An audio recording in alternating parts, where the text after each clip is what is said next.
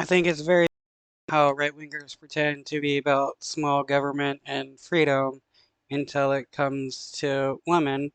Then they want Big Brother government to control everything and dictate how women live their lives. I mean, honestly, if right-wingers had it their way, women would be non-citizens who had no rights whatsoever and were nothing but broodmares who were forced to stay in the house and give birth to as many babies as possible while cooking and cleaning, because that's how pretty much all right-wingers see women, as nothing but broodmares who should be slaves to men. Now here in the U.S., because in just the last couple of minutes, we saw the Louisiana House passing a bill that could make that state the first in the country to criminalize abortion pills by classifying them in the same category as substances like cocaine and heroin. Want to show you. Wow, they want to classify abortion pills as similar to cocaine and heroin. How insane do you have to be to think abortion pills are anything similar to cocaine and heroin? A live look here. This is the chamber as we speak. They've moved on at this point to other business. Again, they just voted in the last couple of minutes. Now, it's still got to go through the state Senate, I believe. But if this becomes law, if the governor signs it, anybody using certain abortion pills without a valid prescription could face jail time. Remember, abortion is already illegal in most cases in Louisiana, with lawmakers there actually just recently rejecting these proposed exceptions for rape and incest. Doctors and Wow. So we have right-wingers pretending to care about women, which is why they hate trans people so much, yet they're okay with women being forced to have babies if they're raped uh, by a stranger or by one of their family members. And usually there is a number of kids who are raped by their family members and get pregnant. That's not something you can have an abortion um, under Louisiana. So how can they claim to care about kids if they're forcing kids to give birth to their rapist's child? That's just truly insane. These people don't truly care about people. All they care about is controlling women, no matter their age. in the state signing an open letter against this bill. Marissa Parra is in Baton Rouge. Okay, so bring us up to speed. Where does this bill stand and what's next?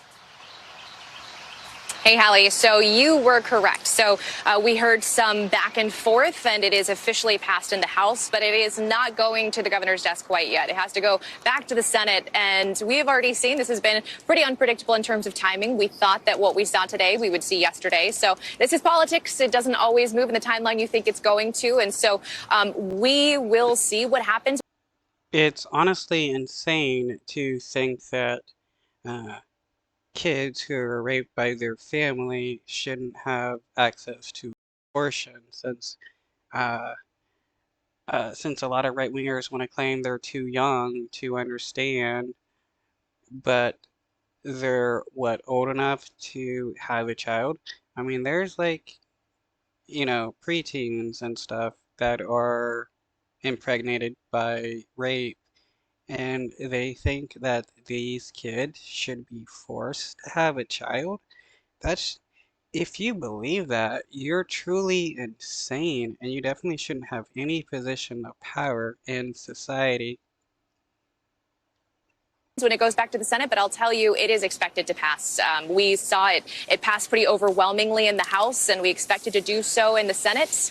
And we also know the governor, he is a Republican. He has been very vocal against abortion rights, and there is no reason to expect he will not sign it once it does get to his desk. But I want to take you to that moment when we saw just now from inside the House just moments ago. 64 yeas, 29 nays, and the bill has finally passed. The 64 people that support this bill, they support child rape and forcing children have kids. They're truly insane people, and they honestly should be put in prison.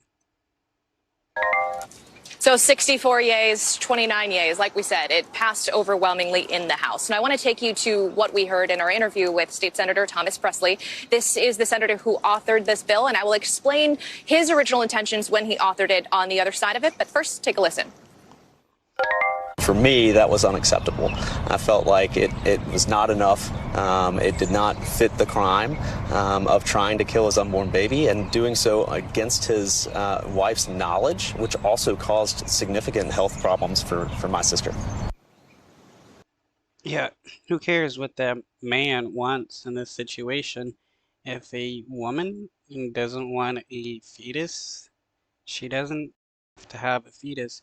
That's bodily autonomy.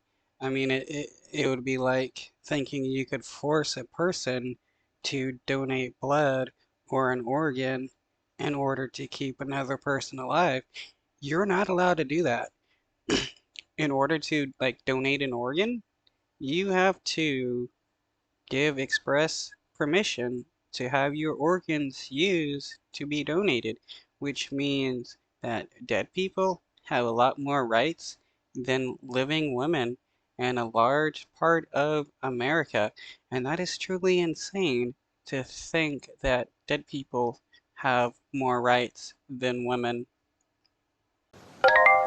Okay, so let me explain what you just heard. State Senator Thomas Presley's sister. He says his sister was given abortion drugs without her knowledge, without her consent when she was pregnant. And she ended up giving birth early to a child that had health complications, putting her health at risk, and her child's health at risk. This happened in a different state, and it was her ex-husband. Okay, that situation is a whole lot different than a woman willingly taking abortion pills. Being poisoned by your spouse is not the same as taking medication willingly. So trying to equate the two is truly insane. And it's just like most right wingers. They're just truly insane people who have no understanding of reality around them. So they equate two different things as the same thing. And again, that's just true insanity. Who did it, Hallie. And so he faced 180 days in prison and jail as a result. And so State Senator Thomas Presley said that that was simply not enough. That was what you heard him say just now. So he wanted to see harsher penalties for people who tried to do the same thing that his sister's ex-husband did. And so now Okay, but making it illegal for a woman to be able to willingly use abortion medication is not the same as punishing men for poisoning their spouses. If he truly wanted to go after the people trying to poison their spouses, he would be advocating for a law that made it that gave harsher penalties for men who gave their wives abortion medications without their knowledge instead of just making it illegal to use abortion medication. This guy is using his sister as a pawn, and it's truly disgusting. He truly does not care about what happened to his sister. All he's doing is using her case as a way to punish women. if this continues to move forward, Hallie, we would see harsher punishments because, like we just talked about, this would be classified as a controlled dangerous substance. It would be Schedule 4, and possession would be something that you could face prison time for. So specifically looking at this bill was originally authored to prevent coerced forced abortions, Hallie. But of course, we're hearing a lot of fallout. Again, it's not the people may be claiming that it's there to prevent coerced abortions, but they're going to be using it to target women who want to buy abortion medications and punishing women for having abortions. It's never going to be used to punish men for coercing an abortion in their spouse because Like, these people, they don't care about women. All they care about is being able to protect men and themselves and what they do. Because, there's a lot of these lawmakers who they have their mistresses get abortions and stuff like that. They don't care when it's themselves and forcing their spouses or their mistresses to get abortions, but they want to pretend that, this is about protecting women. No, it's not. It's about protecting men who want to abuse women.